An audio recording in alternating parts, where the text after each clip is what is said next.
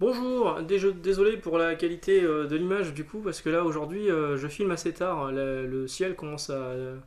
Le soleil commence à se coucher et du coup on voit pas grand chose dans l'atelier, c'est l'un des rares défauts, c'est que la luminosité est pas top.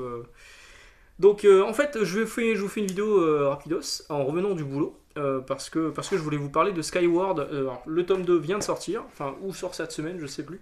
Hop, c'est celui-ci, le tome 2, et il y avait déjà le tome 1 évidemment.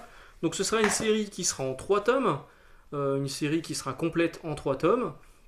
Il y a déjà le troisième TPB qui est sorti aux États-Unis, il y a un hardcover qui sort là au début d'année, je crois, où vous aurez l'intégralité des 15 numéros, parce qu'il y aura 15 numéros en tout, de la série. Alors c'est vraiment très très bien, enfin très très bien. Il y a quand même des facilités. Alors l'histoire c'est celle de Willa, j'espère que je dis pas de bêtises, non c'est Willa. Une gamine qui vit dans un monde où la gravité a disparu. Donc en fait, pour éviter de partir dans l'espace, c'est ce qui est arrivé, parce je crois qu'ils appelaient ça le jour G. Le jour où la gravité a disparu, en fait, beaucoup de monde sont morts parce que ils ont été embarqués directement dans l'espace.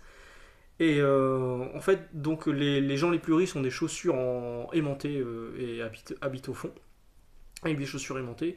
Et les gens les plus pauvres sont plus dans les hauteurs et doivent se débrouiller comme ils peuvent en s'accrochant sur les murs avec des mousquetons, des choses du genre. Elle arrive à maîtriser plus ou moins son vol, on va dire, en se lestant ou avec un... Ah, j'ai du mal à trouver mes mots, hein, c'est compliqué, avec un extincteur, voilà, un extincteur. Et donc c'est plutôt original. On va découvrir la cause enfin la cause, on va la découvrir un peu plus tard, du jour G. On va voir que son père n'est pas étranger dans l'affaire. Et du coup, la grande multinationale qui profite de ça, donc la personne la plus riche dans ce nouveau monde, veut empêcher le retour de la gravité, et va tout faire pour empêcher le retour de la gravité. Donc le premier tome se finissait par un cliffhanger où elle s'était retrouvée confrontée à ce mec et elle se barre, elle arrive à s'enfuir. Et ça me fait rire parce que je vois la tête de Michel qui apparaît à la fenêtre. Et dans le deuxième tome, donc qui vient d'arriver, ça continue, elle se retrouve coincée dans un train qui est bloqué dans une forêt, et en fait il va y avoir des nouveaux dangers qui vont arriver en la personne d'insectes géants, parce que les insectes se sont adaptés à ce manque de gravité en grossissant, grossissant, grossissant. Et il va y avoir un nouveau personnage qui va arriver et dont elle va tomber un peu amoureuse. Et alors c'est un personnage qu'on voit ici. Donc c'est un peu un mec, voilà quoi, le beau gosse qui se balade avec une épée, qui combat les insectes et qui chevauche un papillon. Voilà, tout de suite le chevalier sur son cheval blanc, mais en l'occurrence c'est pas un cheval mais un papillon. La suite est vraiment très très bonne aussi dans la droite lignée.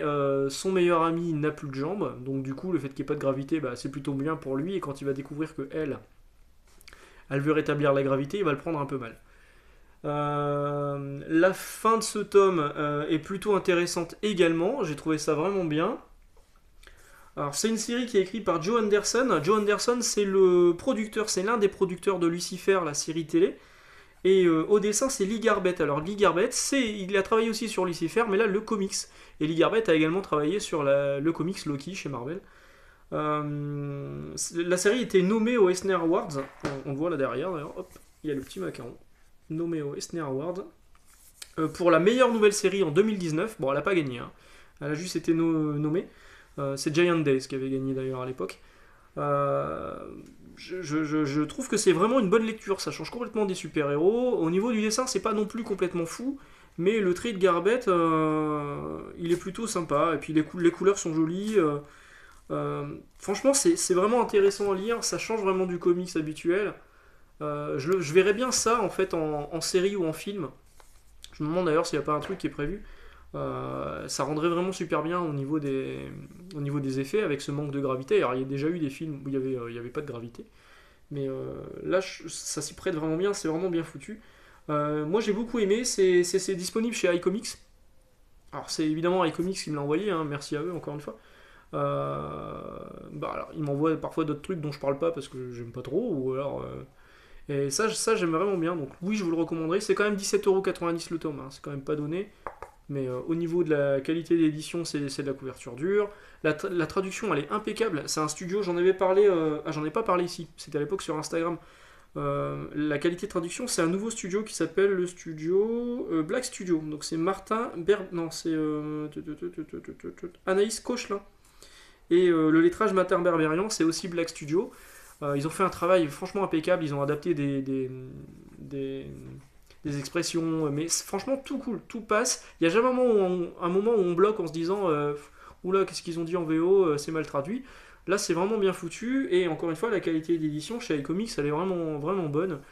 Donc, c'est un comics que je vous recommanderais si vous voulez changer les super-héros, si vous voulez vous lancer un peu dans l'indé. Parce que c'est de l'indépendant, hein. À la base c'est du Image Comics, si je dis pas de conneries. Je vais vérifier que je ne dise pas de conneries. Mais je crois que c'est Image Comics, ouais, aux États-Unis. C'est bien Image Comics, ouais. Et voilà, donc j'ai hâte d'avoir le troisième tome pour voir où vont Henderson et Garbett avec ce personnage de Willa.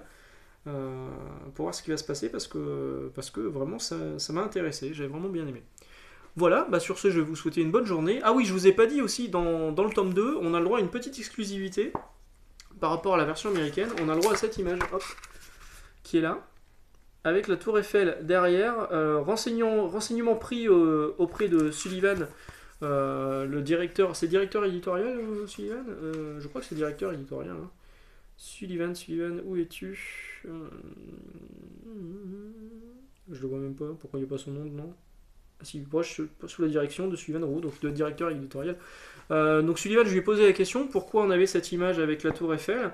En fait, il s'avère que c'est une lectrice qui a accepté que le dessin que Lee Garbett lui avait fait. J'espère que je dis pas de bêtises, hein. Sullivan, tu me corrigeras si jamais tu passes sur cette vidéo dans les commentaires. C'est une lectrice qui avait rencontré Lee Garbett qui lui a demandé ce dessin et elle a accepté que le dessin soit reproduit à la fin du tome 2. Donc du coup ça vous ne l'avez pas dans l'édition américaine, vous l'avez que dans l'édition française. Un dessin qui est plutôt sympa en plus. Voilà, une bonne soirée, à demain, et puis plein de bonnes choses, plein de bonnes lectures, et en ce moment il y en a de la bonne lecture. Voilà, ciao!